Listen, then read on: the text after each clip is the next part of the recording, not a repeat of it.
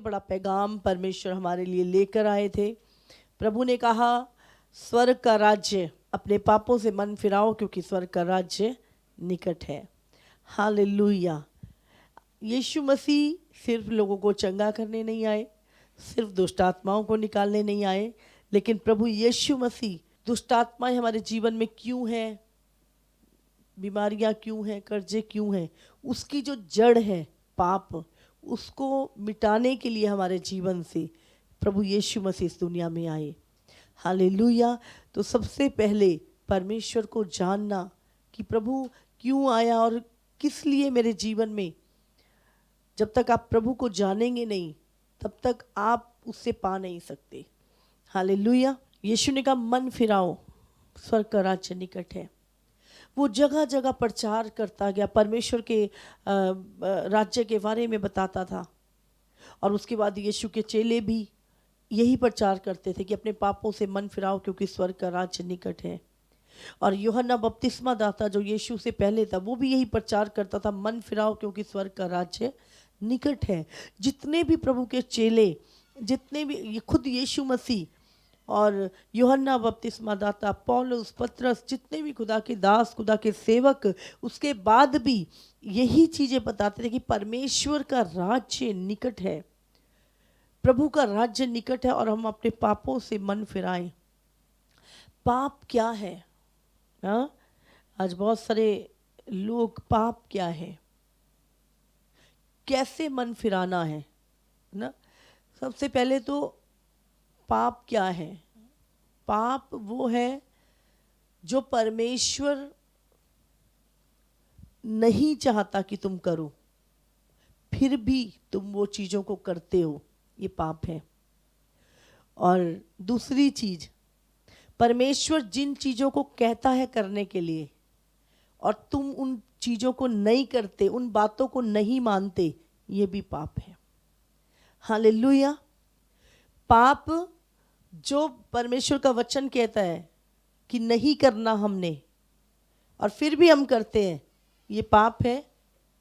और जो प्रभु का वचन कहता है कि हमें करना है, जो आज्ञाएं माननी है, और अगर हम नहीं मान रहे तो ये भी पाप है। बाइबल में लिखा है याकूब की पत्री में कि यदि तू भलाई कर सकता है और नहीं करता तो ये तेरे लिए पाप है। हालेलुया। तो हम उड़ाऊ पुत्र की हम कहानी जब देखते हैं, आज ऐसी ही स्थिति उस व्यक्ति की है जो परमेश्वर से दूर है। बाइबल में अगर हम पढ़ेंगे लूका 15 उसका 11 से अगर हम पढ़ें तो वहाँ पर लिखा है, फिर उसने कहा, यीशु ने कहा, किसी मनुष्य के 2 पुत्र थे, उनमें से छोटे ने पिता से कहा, हे पिता, संपत्ति में से जो मेरा भाग है वह मुझे दे दीजिए। उसने उनकी अपनी संपत्ति बांट दी। बहुत दिन ना बीते थे कि छोटा पुत्र सब कुछ इकट्ठा करके दूर देश में चला गया। एक पिता के 2 पुत्र थे और एक पुत्र कहता है कि पिता जो भी मेरी संपत्ति में बनता है मुझे दे, और उसका पिता उसको अपनी संपत्ति में से उसका हिस्सा उसको देता है और वो दूर देश में चला जाता है और वहाँ जाके वो अपनी मर्जी से अपने जीवन को जीता है।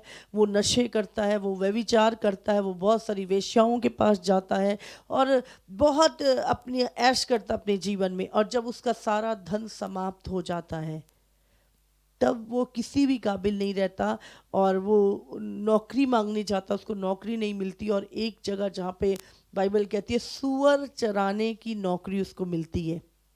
और जो वहाँ का मालिक होता है वो बहुत क्रूर होता है और लिखा है कि वो उसको खाना भी नहीं देता था। वो कहता था जो सूअर खाते हैं फलियाँ वही खाना तूने भी खाना है। और एक दिन उसको रियलाइज होता है इसी तरह एक पापी व्यक्ति का जीवन भी है।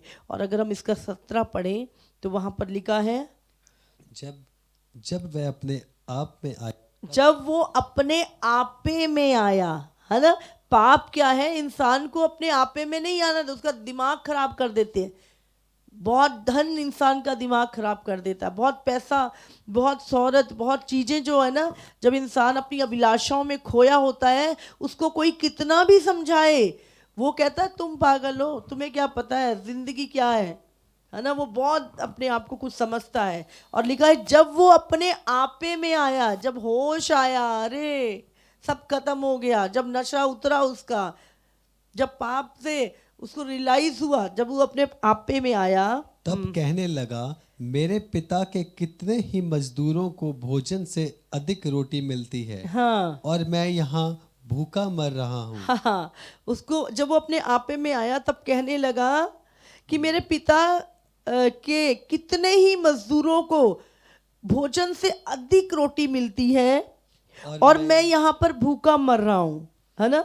और वो क्या खा रहे थे, यहाँ पे लिखा है और 16 में, और वो चाहता था कि उन फलियों से जिन्हें सूअर खाते थे अपना पेट भरे, और उसे कोई कुछ नहीं देता था, सूअरों का खाना भी नहीं मिल रहा था उसको। और तब उसको होश आया, अरे मैं कहाँ आ गया, मैं कहाँ पर हूँ, उसको होश आया। और उसने कहा मेरे पिता के घर में मजदूर भी, उनको भोजन से बढ़कर खाना मिलता है और यहाँ पर मुझे सूअरों का खाना भी नहीं नसीब हो रहा। तो वो उसको होश आया। इसी तरह जब एक व्यक्ति अपने आपे में आता है तब वो सोचता है कि मैं यहाँ पे क्यों हूँ और मैं क्या कर रहा हूँ यहाँ पर। तब तक उसको पाप का पता नहीं लगता। कहते ना जैसे एक मछली जब पानी में होती है तो उसे पता नहीं उसके ऊपर कितना पानी है, हाँ, वो कितनी गीली है उसको पता नहीं होता। इसी तरह जब इंसान पाप में होता है उसको रियलाइज नहीं होता कि वो कितना डूबा हुआ है पाप में, ना।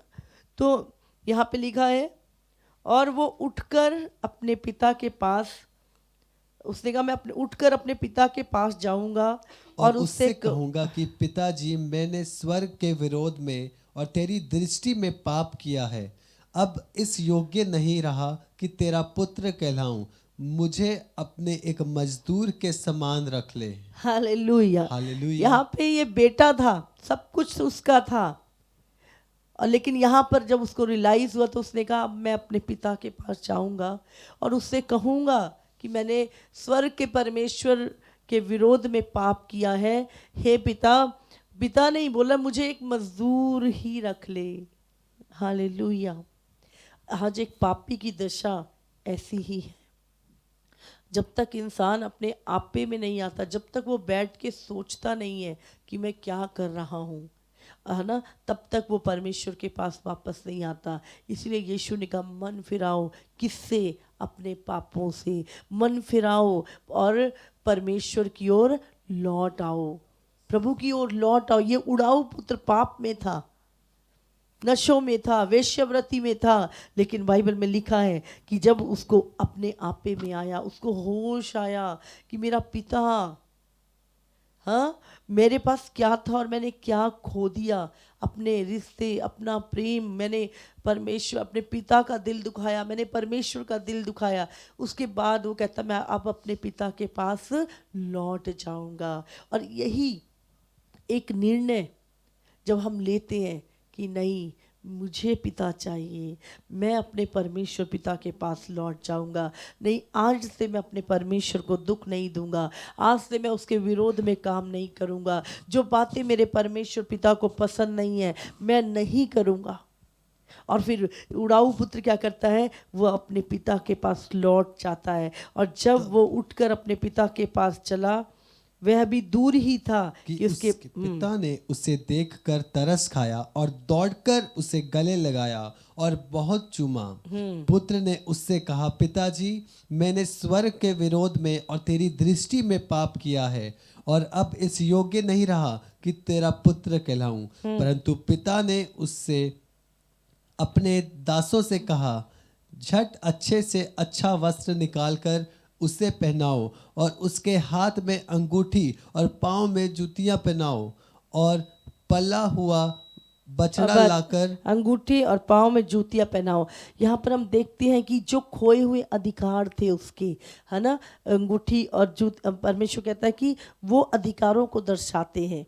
हालेलुया।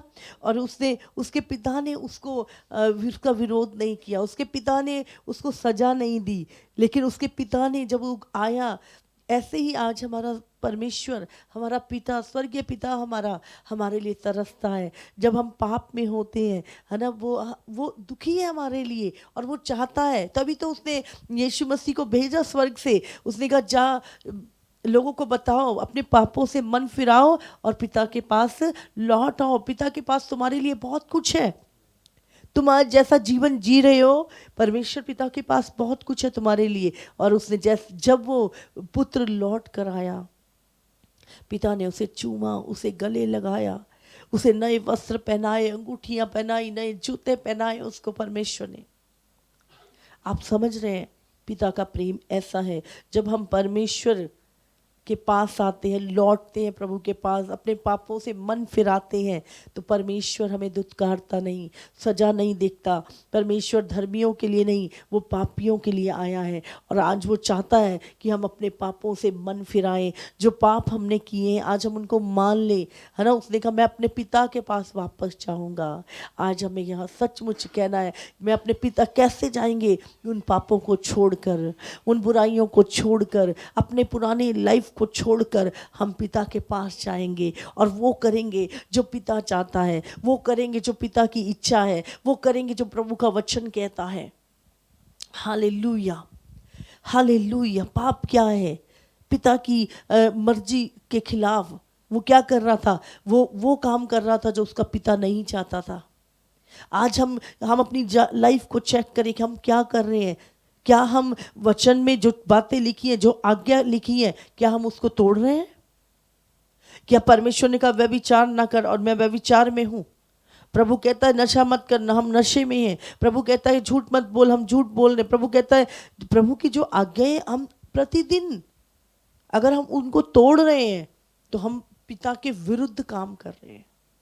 और फिर प्रभु कह रहा प्रार्थना कर, प्रभु कह रहा उपवास कर, प्रभु कह रहा दूसरों के लिए प्रार्थना कर, प्रभु कहता अपने दुश्मनों से प्यार कर, एक दूसरे को संभालो, एक दूसरे को, निर्बलों को उठाओ। और अगर हम वो चीजें नहीं कर रहे, वो भी पाप है। मतलब हम आज्ञा को नहीं मान रहे और वो काम कर रहे हैं जो प्रभु ने मना किए हैं, और वो नहीं कर रहे जो प्रभु चाहता है हम करें।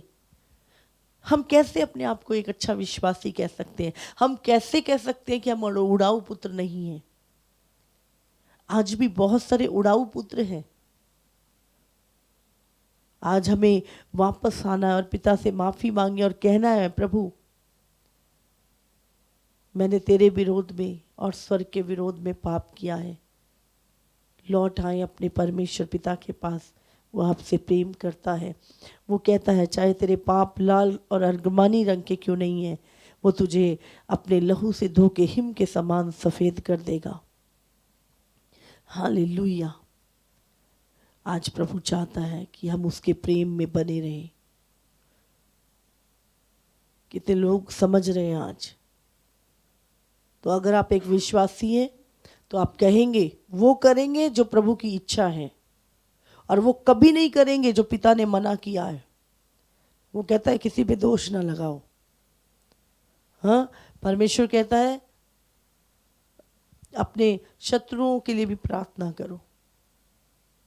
जो उसकी आज्ञाएं हैं, अगर हम वो नहीं कर रहे, लिखा तू भलाई कर सकता है पर नहीं करता, तो वो तेरे लिए पाप है। समझ रहे? तो परमेश्वर कहता मन फिराओ। आज बहुत सारे लोगों को, पापियों को तो मन फिराने की जरूरत है ही है। हम जो अपने आप को बड़े आत्मिक कहते हैं, हमें भी बहुत सारी चीजों से मन फिराने की जरूरत है। हालेलुया। तो हम कोई भी उड़ाऊ पुत्र ना बने। हम, परमेश्वर ने हमें हमारी नींव डाली है। किस चीज की? वचन की नींव डाली है ना।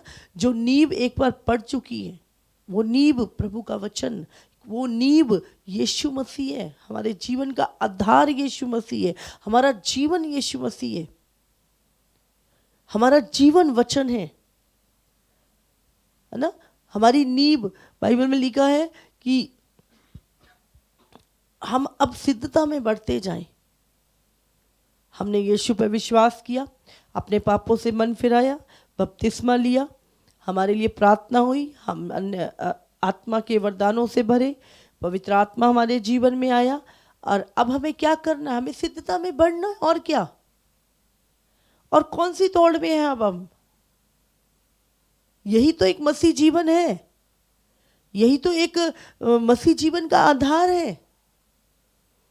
हमने प्रभु पे विश्वास किया, हमने बपतिस्मा लिया, हाथ रखने के द्वारा पवित्र आत्मा हमारे जीवन में आया, और अब हमने सिद्धता में बढ़ना है। हमारी जो नींव है वो पड़ चुकी है, अब दोबारा कोई नींव ना डाले, दोबारा कोई नई टीचिंग ना सीखे, दोबारा हम कोई और नए नए भेदों को जानने की जरूरत नहीं है। वो चीजें, वो नींव डल चुकी है, अब उस पर और कोई रद्दा मत रखे।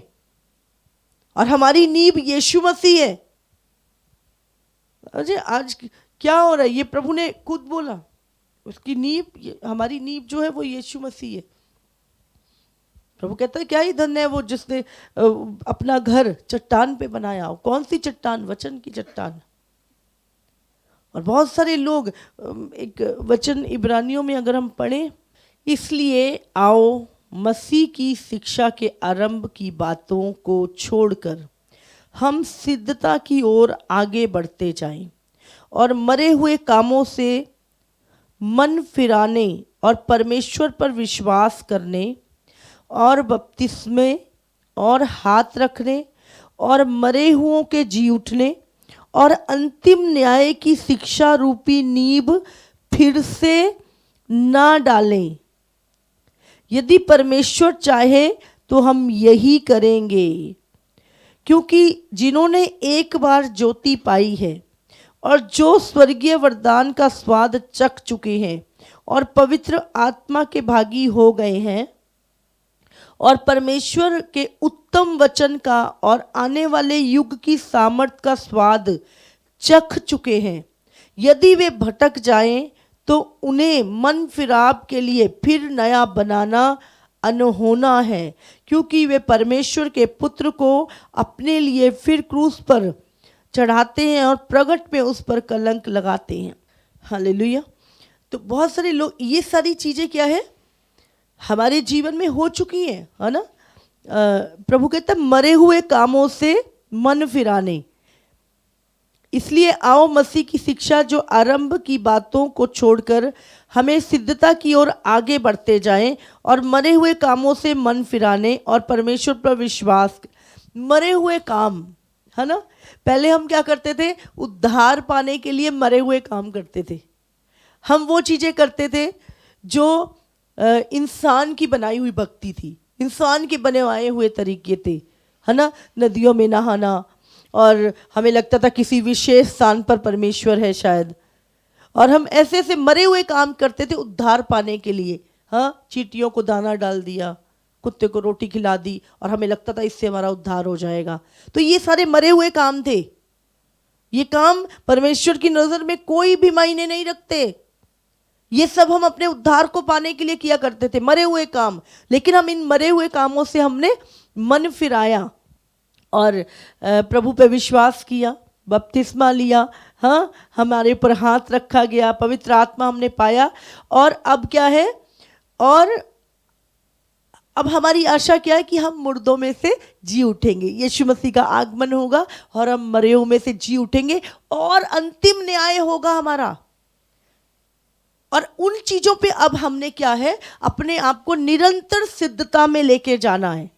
निरंतर हमें अपने आप को चेक करना है और सिद्धता में बढ़ना है। अभी मेरे जीवन में कोई कमी तो नहीं, क्योंकि जब हम बाइबल पढ़ते हैं तो हमें पता है वही वचन हमें बार बार काटता है जो हमारे जीवन में अभी पूरा नहीं हुआ, है ना। जब मैं प्रभु में आई और मुझे याद है कि मेरे मन में कुछ लोगों के लिए बहुत नफरत और गुस्सा था, और मुझे लगता था कि कभी मुझे मौका मिले तो मैं इनको मार दूंगी। और ऐसी, मतलब मुझे बहुत गुस्सा था, कुछ ऐसी चीज़ें मेरे लाइफ में हुई तो मेरे को बहुत सारी। तो जब मैं बाइबल पढ़ती थी, और जब भी मैंने बाइबल पढ़ी और मेरे सामने एक ही वचन बार बार आता था, अपने शत्रुओं को माफ़ कर, अपने सताने वालों से प्रेम कर, उनको आशीष दे, उनके लिए प्रार्थना कर। और मैं कहती थी प्रभु तू मुझे बढ़ा। पर प्रभु कहता था पहले इस स्टेप को तू पार कर, फिर मैं तुझे बढ़ाऊँगा। और मुझे जब भी मैंने बाइबल पढ़नी, यही वचन मुझे दिन और रात मुझे अंदर से खाता था। और मुझे 6 महीने लगे इस चीज़ के जय पाने में। और एक दिन ऐसा आया और मैं बहुत रोई। मैं क्या प्रभु बहुत मुश्किल है, बहुत मुश्किल है, मैं इन लोगों को माफ़ नहीं कर सकती परमेश्वर। चलो प्रभु सबको कर दूंगी पर ये एक लोगों को मैं माफ़ नहीं कर सकती परमेश्वर, मुझसे नहीं होगा।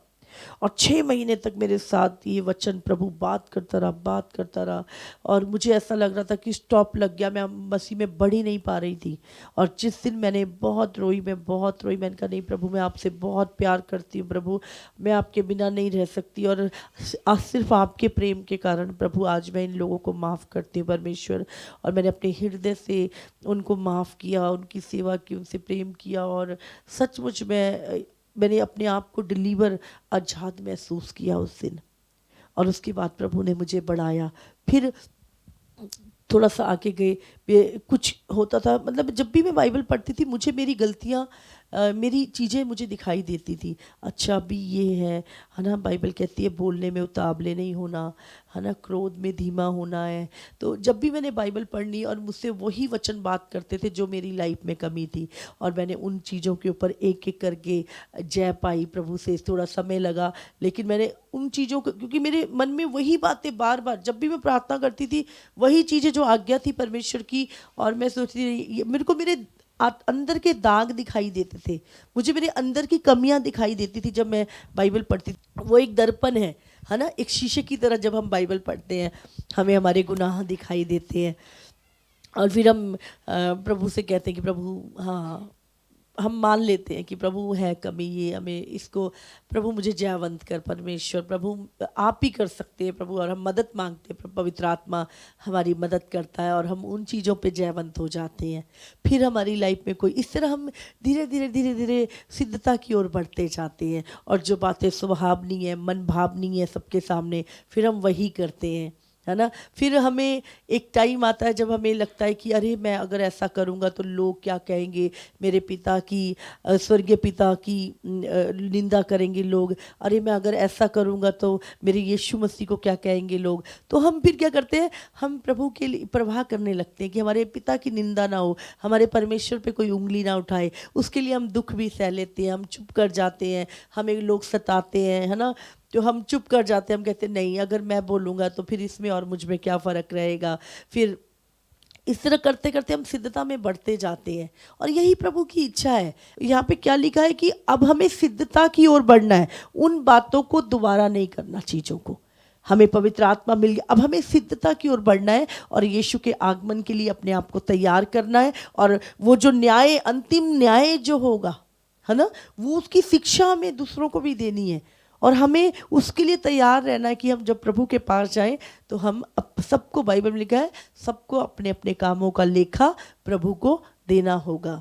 तो अब हम उन चीज़ों पे मन लगाएं, अब वो दोबारा से नींव ना डाल, नींव तो डल चुकी है एक बार, अब हमें सिद्धता में बढ़ना है। हालेलुया।